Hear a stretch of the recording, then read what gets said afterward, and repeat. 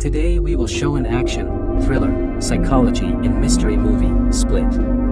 Spoilers alert, take care and enjoy. The film opens with a birthday party for Claire, Haley Lou Richardson. Her classmate Casey, Anya Taylor-Joy, was invited out of pity, as Claire tells her father, Neil Huff, she's about to take the bus, but Claire's dad insists that he go home with them. The girls leave along with another friend, Marcia, Jessica Sula. Claire's dad is approached by an unseen person. Moments later, the person, a man named Kevin, James McAvoy, gets into the car. Claire thinks he just got in the wrong car by mistake, but Kevin puts on a face mask and sprays the girls with some kind of toxin that knocks them out. Casey slowly attempts to open the door to get out, but Kevin gets her too. Kevin brings the girls into a windowless room in an unknown location. He pulls Marcia out and takes her outside. After a brief moment, Marcia runs back into the room after she peed herself. She tells the others that Kevin wanted her to dance for him. Claire says they need to fight back together to get out. Casey is calm and says they need to find out what they are there for before they make any sort of move. We see a flashback in which a 5-year-old Casey, here played by Izzy Lee Coffey, is with her father, Sebastian Arcelis, and her uncle John, Brad William Hankey. They are both hunters, and they teach Casey how to hunt. Uncle John talks about hunting a deer, but being distracted by the buck. A therapist, Dr. Karen Fletcher, Betty Buckley, is watching a news report on the 3 missing girls and how Claire's father woke up to find the girls in his car gone. Karen then receives an email from someone named Barry, saying they need to speak and it is urgent. Barry is really one of Kevin's multiple personalities. This alter is a sketch artist with a heavy Boston accent. He meets with Karen regularly in this persona. The girls continue to try and find a way out. They look through a crack in the door and see what appears to be a woman talking to their captor. Claire and Marcia call to the woman for help. She approaches the door, but it is just Kevin wearing a skirt and high heels. This alter is known as Patricia, a polite British woman. Patricia assures the girls that their captor knows why they are there and that he is not allowed to touch them. Karen is in a conference via Skype in which she discusses her patients, most of whom are suffering from dissociative identity disorder, including Kevin. Karen talks about how some identities have capabilities that the other identities may not possess, as well as the way she can sense who has come to the light, which alter is in control.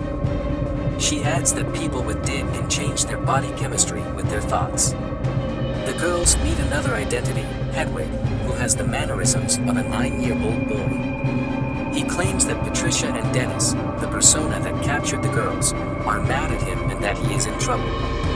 Casey talks to Hedwig in an attempt to get a way out of there by telling him that Patricia and Dennis are still mad at him and that he's in trouble.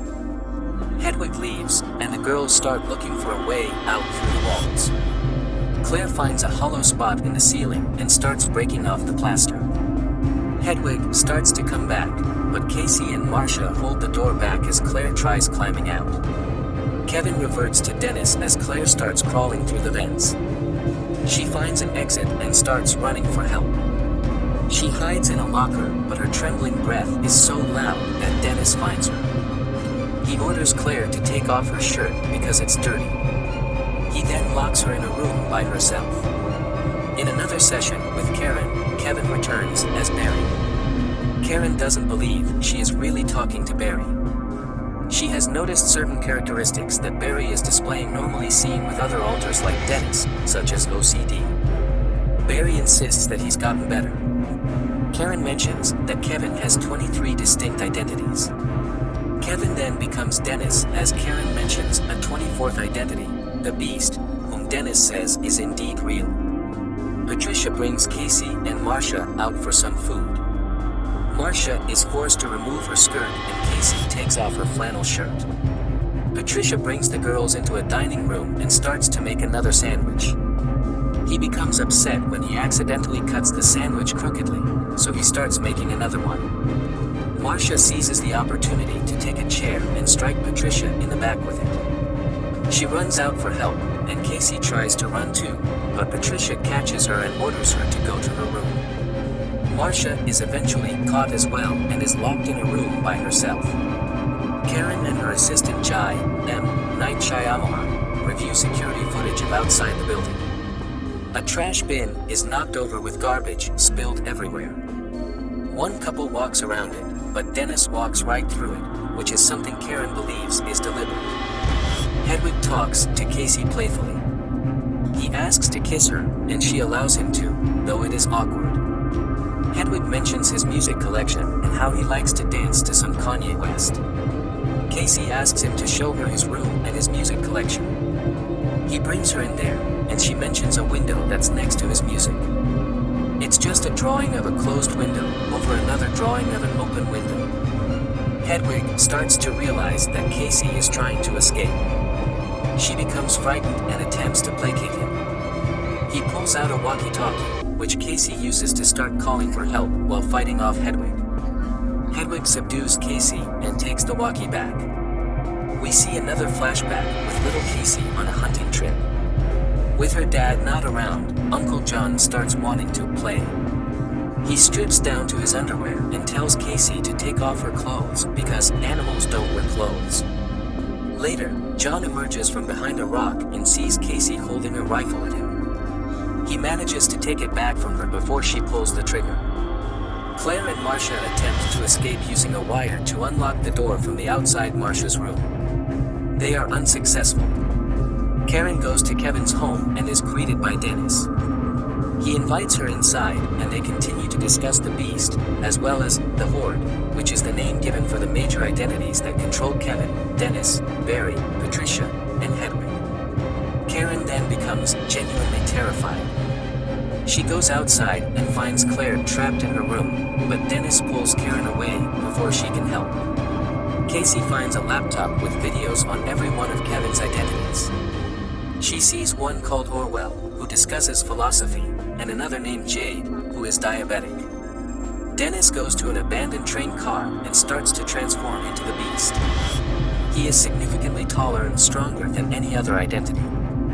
He returns home and finds Karen writing something on a piece of paper. She grabs a small knife as he crawls on the wall and grabs her. Karen starts trying to stab him, but the knife breaks. The Beast then squeezes Karen until her spine snaps and she dies. Casey gets out and tries to find the other girls. She finds Marcia dead with her stomach having been ripped open. Casey then finds Claire alive, but she gets dragged as the Beast starts chewing into her stomach. Casey finds the paper that Karen wrote on. It says, "Say his name, Kevin Wendell Crumb." The Beast finds Casey, but she repeatedly shouts his name, making him revert to normal. We briefly see a flashback of Kevin's mother yelling at him as a child by saying his full name and telling him he's made a mess. Present-day Kevin has no memory of what he's done as Casey tells him he killed Karen, Claire, and Marcia. He tells Casey there's a gun in one of the cabinets, and that she must kill him. The major identities start to take control all at once. Casey runs as the Beast starts to come back. Casey finds some shells and loads them into the gun. The Beast starts crawling up on the ceiling and starts taking out the lights, leaving Casey with no sight to shoot at him. The Beast attacks Casey, ripping her shirt and biting her leg, but she gets away. She closes herself in a cage and loads the gun with more shells. The Beast starts bending the bars to get in, but he then notices multiple scars on Casey's body. Another flashback shows little Casey after her father's funeral, and John telling her he will be her new guardian. The Beast then proclaims that Casey is pure-hearted, and he leaves her alone. Not long after, a man goes downstairs and finds Casey. He carries her outside to safety. She looks around on the outside and sees many animals in an enclosure. Medics arrive and take Casey in. Kevin is somewhere by himself, with the Horde controlling him completely now. Patricia says that the Beast will protect them now. The last scene is in a diner where people are watching a news report on what Kevin did. The anchorwoman mentions how the Beast identity displays characteristics of the animals in the enclosure where he worked. A patron mentions that the case is similar to a man in a wheelchair from 15 years earlier. When she can't remember his name, someone next to her replies, Mr. Glass. It's David Dunn, Bruce Willis, his character from